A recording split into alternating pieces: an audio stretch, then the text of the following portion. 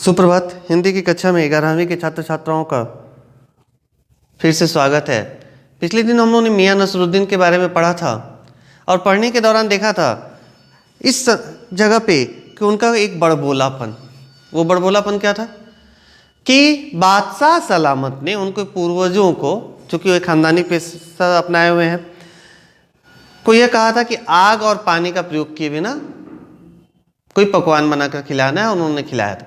अब यहाँ पे जब लेखिका पूछती हैं कि वो पकवान क्या था, तब क्या करते, वो उस बात को टालते हैं और उसी दौरान रहमत मियाँ नामक एक व्यक्ति उनके दुकान के सामने से जा रहे होते हैं, जिन्हें वो पुकारते हैं और सब कुछ बात करना आरंभ करते हैं।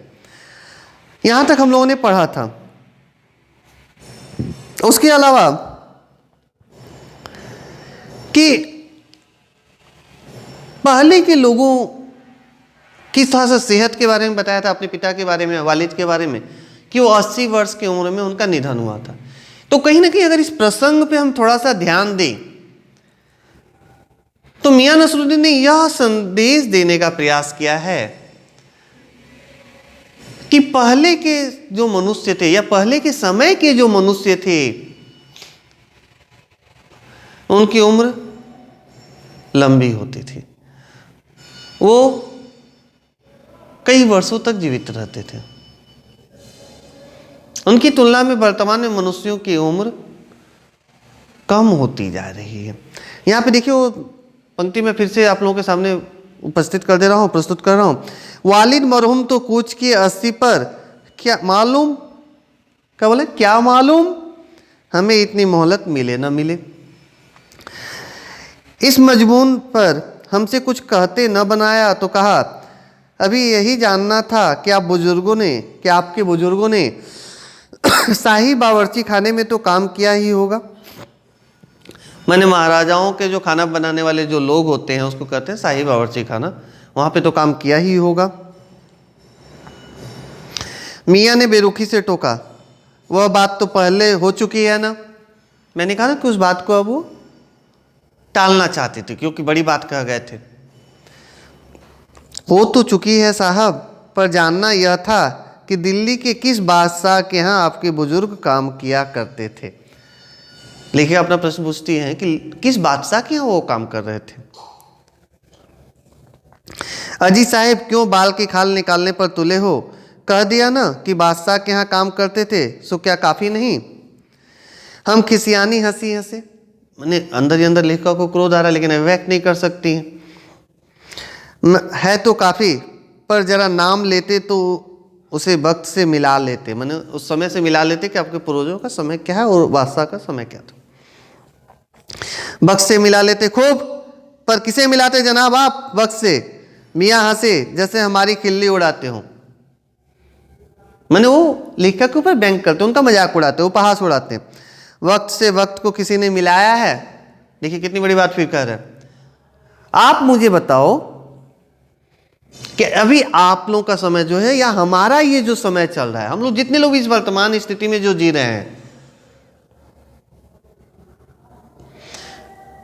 जिस स्थिति में हम लोग सबकी जीवन शैली अभी चल रही है, इस स्थिति का क्या किसी दूसरी स्थिति के साथ मेल मिलाप कर सकते हैं?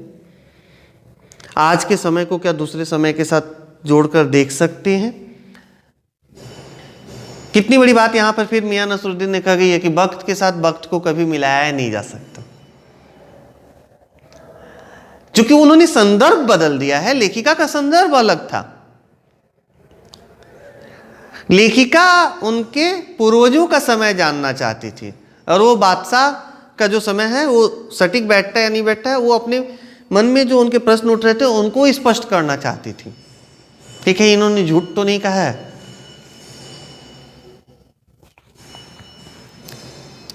आज तक खैर पूछिए, किसका नाम जानना चाहते हैं? दिल्ली के बादशाह का ही ना, उनका नाम कौन नहीं जानता? जहां पनाह बादशाह सलामत थी ना। कौन से?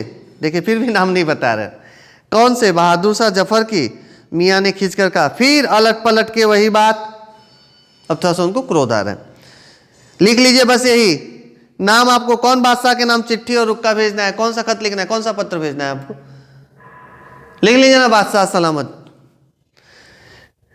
कि डाक खाने वाले के लिए सही नाम पता ही जरूरी है, कि जब डाक खाना यानी पोस्ट ऑफिस के माध्यम से जब आप भेजेंगी तो वहाँ पे पता नहीं होने से तो जाएगा नहीं पोस्ट। तो इसे बोले कौन डाक खाना के माध्यम से आपको भेजना है, क्योंकि ये तो पुरानी बातें हैं, बीत चुकी हैं। हमें बीटर बीटर अपनी तरफ देखते, बीटर माने एकटक, देखते पाया तो सिर हिला, अपने कारीगर से बोले अरे ओ बब्बन मियाँ भट्टी सुलगा दो तो काम से निपटे। बोले भट्टी सुलगाओ, रोटियां बनाना शुरू करें हम लोग। यह बब्बन मियाँ कौन है साहब? मियाँ ने रुखाई से जैसे फांकी काट दी हो। अपने कारीगर और कौन होंगे? बोले मेरे काम करने वाले लोग हैं, और कौन होंगे? मन में आया पूछ ले आपके बेटे बेटियां हैं, पर मियाँ नसरुद्दीन के चेहरे पर किसी दबे हुए अंधड़ के आसार देख यह मजमून माने यह मसला, यह विषय न छेड़ने का फैसला किया। इतना ही कहा, ये कारीगर लोग आपकी शागिर्दी करते हैं, मैंने आपकी क्या गुलामी करते हैं? आपके अधीनस्थ हैं तो आपकी क्या गुलामी करते हैं, शागिर्दी करते हैं? खाली शागिर्दी ही नहीं साहब, गिन के मजदूरी देता हूँ। बोले नहीं, ये मेरे मुलाजिम है, इसके नहीं कि इनके कुछ ये गुलामी करते हैं मेरे, इनको गिन गिन के मैंने ये जितना काम करते हैं उनके अनुसार उनको पैसे देता हूँ। 2 रुपये मन आटे की मजूरी, 4 रुपये मन मैदे की मजूरी। हाँ, ज़्यादातर भट्टी पर कौन सी रोटियां पका करती हैं? अब वो मूल विषय पर आती है कि इन भट्टियों पर कौन सी रोटियां, किस भट्टी पे, मैंने देखिए रोटियां पकाने के लिए तो अलग अलग आँच की और आग की आवश्यकता होती है, तो किस तरह की आँच पर या किस तरह की आग पर आप रोटियां पकाया करते हैं। मियाँ को अब तक इस मजमून में कोई दिलचस्पी बाकी न रही थी, फिर भी हमसे छुटकारा पाने को बोले। बाकर खानी, देखिए रोटियों के नाम है, ये रेखांकित कर लीजिएगा ये पंक्तियाँ। वहाँ जो 56 प्रकार का हम लोगों ने पढ़ा था रुमाली रोटी के बारे में, यहाँ पे देखिए बाकर खानी, सीरमाल, ताफ्तान, बेसनी, खमीरी, रुमाली, गाँव, दीदा, गाजेबान, तुनकी, फिर तेवर चढ़ाकर घूर कर कहा तुनकी पापड़ से भी ज़्यादा महीन होती है, माने पापड़ जो हम लोग खाते हैं उससे भी महीन होती है तुनकी। महीन, हाँ किसी दिन खिलाएंगे आपको, बोलते किसी दिन आपको जरूर खिलाएंगे, यानी लेखिका की बात कर रहे हो। एकाएक मियाँ की आंखों के आगे कुछ कौंध गया, मैंने अचानक उनको कोई घटना याद आ गई। कौंध गया मैंने अचानक कोई घटना याद आ गई बीती हुई। एक लंबी सांस भरी और किसी गुमशुदा याद को ताज़ा करने को कहा उतर गए हुए जमाने, फिर देखिए समय की बात आ रही है। मैंने यहाँ पर यह कहना चाहते हैं मियाँ नसरुद्दीन कि पहले लोग क्या होता था, जब खाना खाते थे तो खाने की तारीफ भी करते थे। आजकल हम लोग जब भी बाहर किसी होटल में, रेस्टोरेंट में या कहीं भी खाते हैं तो क्या तारीफ करते हैं? नहीं। क्या शाबाशी देते हैं उस खिलाने वाला व्यक्ति को जो अच्छे कार्य कर रहा है, या क्या कहते हैं? हाँ, अभी बोल सकते हैं शाबाशी की जगह पे वो टिप्स देते हैं। हम लोग बोल रहे हैं टिप्स तो देकर आते हैं, लेकिन जब मुंह से हम किसी की तारीफ करते हैं, जब उसकी प्रशंसा करते हैं तो क्या होता है? उसे खुशी मिलती है और वह और अधिक मन से उस कार्य को करना चाहता है। जैसे मान लीजिए घर में ही अगर मम्मी खाना बना रही है या दीदी खाना बना, जो भी बना रहा हो खाना, अगर आप उनकी तारीफ कीजिए, देखिए तो उनको खाने बनाने में और अधिक रुचि जागृत होगी। क्योंकि हम लोग सभी लोग क्या होता है, प्रशंसा या तारीफ के भूखे होते हैं। सभी हमें में से सबकी इच्छा होती है कि हम जब कोई कार्य करें तो सभी लोग हमारी प्रशंसा करें, हमारी तारीफ करें, हमारी हौसला अफजाई करें। और गए हुए कद्रदान, कद्रदान माने खाने की कद्र करने वाले लोग, जो खाने के बाद जो उसको महत्व देते थे, तारीफ करते थे, जो पकाने खाने की कद्र करना जानते थे। मियाँ आप क्या रखा है? निकाली तंदूर से निगली और हजम। ये अंतिम कुछ शब्द हैं, फिर से बता दे रहा हूं मैं आपको। क्या कह रहे हैं? निकाली तंदूर से, तंदूर माने आग से निकला, रोटी पका, उस पर टेबल पे आया, फटाफट लेकर उसको खाया हम लोगों ने और खाकर हजम। माने अंत में मियाँ नसरुद्दीन ने यह स्थिति को स्पष्ट कर दिया है।